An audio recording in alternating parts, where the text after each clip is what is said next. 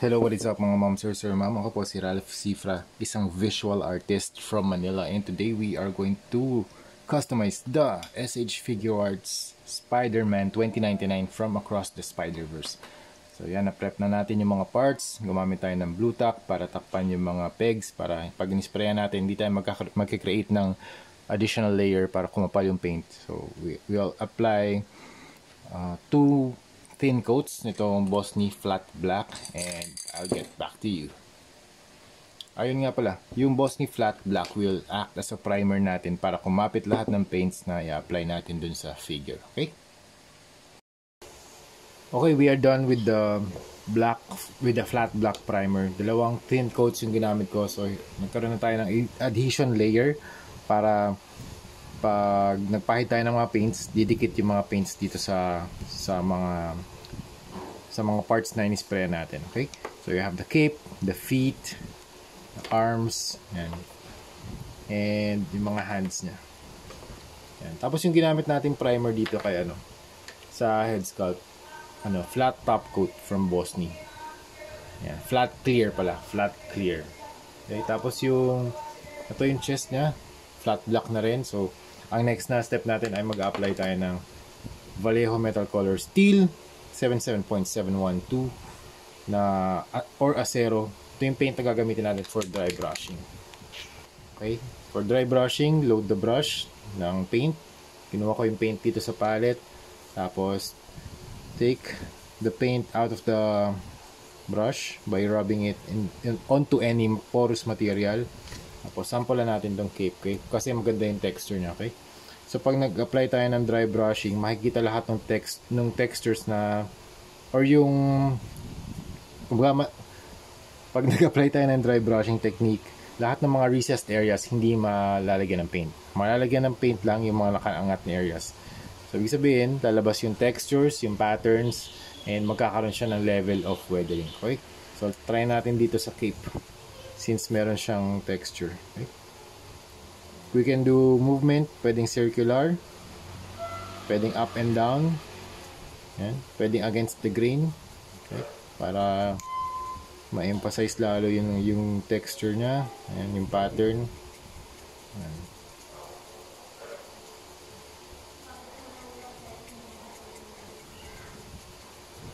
Yan, so ganyan yung difference. So ito yung wala, tapos ito yung meron na silver dry brush or steel na dry brushing. Gagawin natin yan sa lahat ng materials. Okay, we are done with the silver or steel dry brushing. So ito yung legs, chest, arms, tapos ito yung cape nya. Cape. Lumabas lahat ng texture. Ito yung likod. Ay, ito pala yung inner side, ito yung outer side. And then have the face. Ayan. Tapos ito yung torso. And then, stomach section. Tapos ito yung hands niya. Okay, hands. Okay, next step, gagamit tayo ng Hero Water-Based Acrylic Primer Matte Gray para sa dry brushing dito sa mga sides. So, galagay tayo ng highlight dito. I-test natin dito. Ito yung highlight natin dito sa outer side ng paa.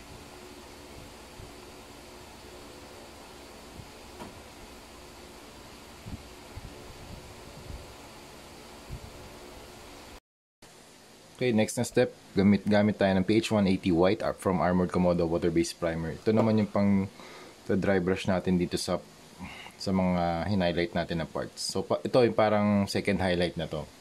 Yan, apply lang tayo dito.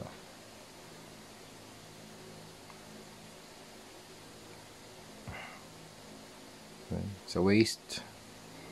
Yan. Okay.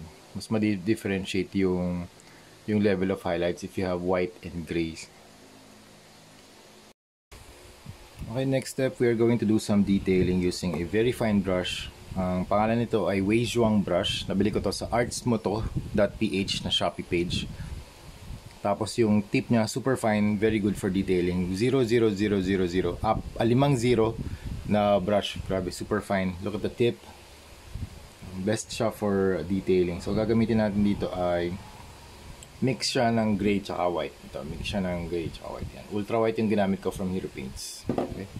Tapos, detailing lang tayo rito. So, parang yung from the highlights, mag-spread lang, mag-drawing lang tayo ng mga curved na lines. So, parang ito yung symbiote lines. Yan. Ito yung pattern niya. Hindi naman kailangan, wala naman tayong susundan na guide, pero just think about yung mga parang venom like na pattern. Yan. Para siyang veins. Parang ganun.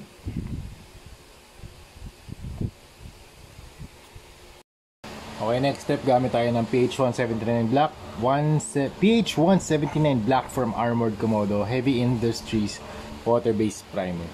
Ito yung status ng ating leg. Gagawin naman natin, mag-apply tayo ng mga black na veins naman, papasok dito naman. Kasi yung ginawa natin sa white, palabas. Yung black naman, papasok. Okay, okay, try natin dito sa loob ng legs.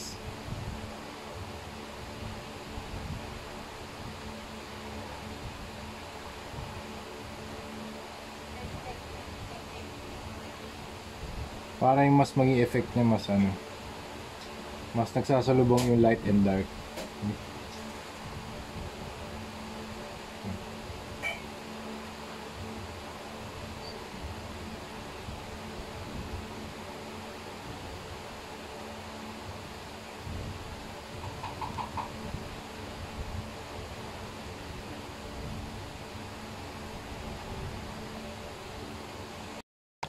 Alright, next step, gamit tayo ng white paint para dito sa spider logo sa chest. Ayan.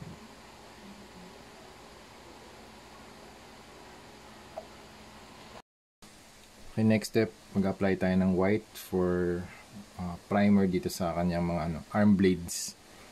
Para pag nag-apply tayo ng red, mas vibrant yung red. Okay, next, ito yung red na gagamitin natin. Hero High Pigmented Water-Based Acrylic Warm Red. So, gamit tayo ng round brush with fine tip, and pwede na tayo mag-apply dito sa arm blades. Ayan, so mas vibrant siya. Kasi pag dark yung primer natin, ang kalalabasan nito are parang parang maroon or dark red. Ayan. Base coat lang natin to, tapos mamaya siguro mga 2 coats ang i-apply natin na red para mas vibrant pa siya. Tapos mamaya gagawa tayo ng mga veins ni Venom, yung symbiote na pattern, papunta dito sa blades. Okay, after that, pwede tayo mag-paint ng mga extensions ng mga veins papunta dito sa arms.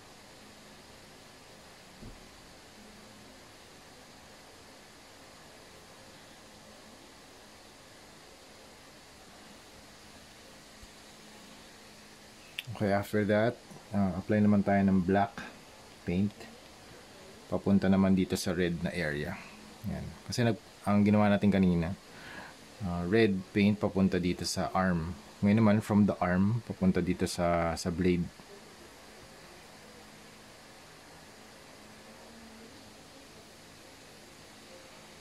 Yan. Alright, for the head sculpt naman, mag-apply tayo ng Hero High Pigmented Water-Based Acrylic. Ito pala, leather brown. Para sa brown wash natin over the face. Ayan. Para lang magkaroon ng shadows. Okay. Tapos tissue. Okay.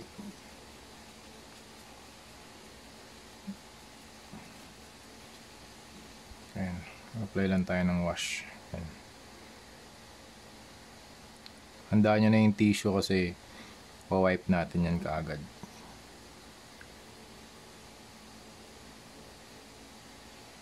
Okay, tapos wipe na agad natin.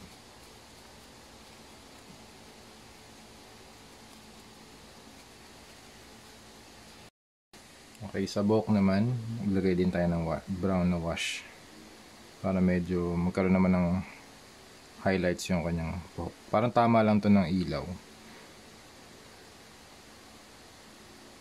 Lagyan lang tayo ng konting highlights. Wash lang muna to na brown, tapos mamaya apply tayo ng earth tan na highlights or na dry brush. Earth tan dry brush for highlights. Yan. Yan. Ito rin next na paint na apply natin. PH 109. Teka, zoom out ka. PH 109 earth tan from Armored Komodo water-based acrylic paint. I-try natin apply dito sa kanyang hair. Zoom in ko ulit para makita natin. Yan. Add lang siya ng kaunting highlights.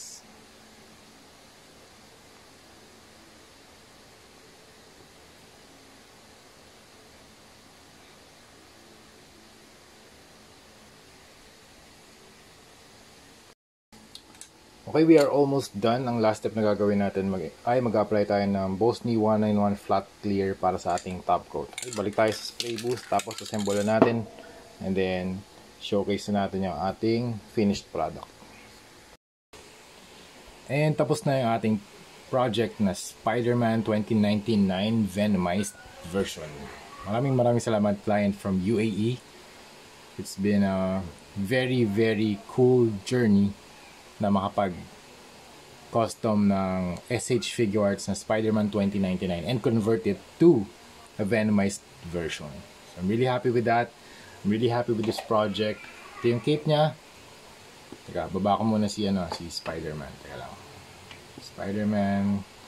Pe-prevent lang natin mabend yung kanyang blades. Yan.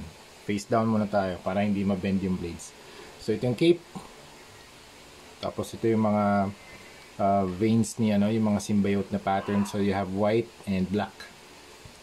Dito plain black lang with dry brushing na steel. Tapos ito yung mga accessories. So you have the alt head of Miguel O'Hara. Yan, medyo nag-dry brush din ako ng brown sa buhok. And sa face, naglagay ako ng brown wash. Dito naman sa webs, pinrime ko ng white tapos dry brush ng red. So para siya meron blood effect sa dulo. Ito naman, yung lahat ng hands niya merong red sa loob. Ayan. Tapos sa labas naman, merong mga white na diamond dun sa knuckles niya. Ayan. Okay. Tapos ito yung head, yung neck piece that goes along with the alternate head sculpt. Okay, ano pa ba? Hindi ko na kinostomize tong ano.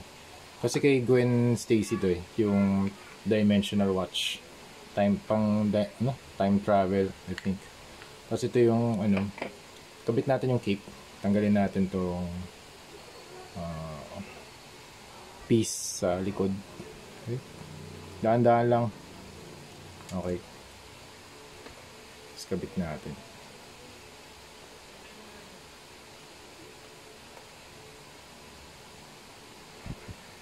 Maangas din pala siya pag may cape.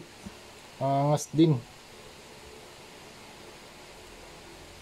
Ganda ng mold na to. Super cool yung sculpt. Pero yun nga, very challenging yung mga joints nito kasi nagkakaroon ng mga paint chips dahil sa walang allowance yung armor dito. Kaya I need to make necessary changes dito. Minor lang naman.